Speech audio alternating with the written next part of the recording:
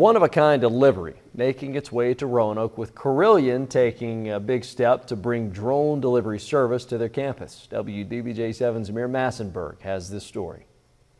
Now behind me is a DBX box. It's the final destination for a drone to come and drop off things like medication and medical supplies for workers inside of Carilion. An ongoing partnership between Carilion and DroneUp is studying the possibilities of delivering medical supplies while using drones. Whenever we can automate things and move our people to where they may need a person, instead of you could put a machine somewhere, this helps the automation help us run more smoothly, delivers product to the patients and or our team. Phase 2 of testing took place Thursday afternoon with a drone carrying a package about 2 miles from Franklin Road to Carillion's Riverside campus. It landed on top of a climate-controlled DBX box, dropping the package into the box. From there, someone would have to enter a code to pick up the package. Paul Davenport, vice president at Carilion Clinic, says this doesn't just benefit the healthcare team. The future could be delivery of medications to patients' homes,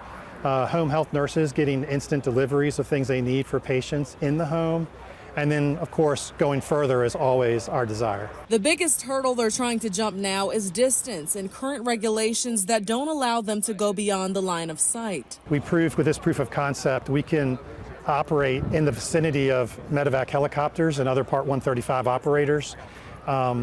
And we believe we can do that with distance as well. Davenport says drone pilots are tracking the drones by GPS. In the event the drone fails, they are prepared. If the GPS were to have a failure, there's a parachute that's on the drone that allows it to come down safely, and then for them to be able to respond to recover the drone. We'll keep you updated on when this will get fully up and running. In Roanoke, Amir Massenberg, WDBJ7.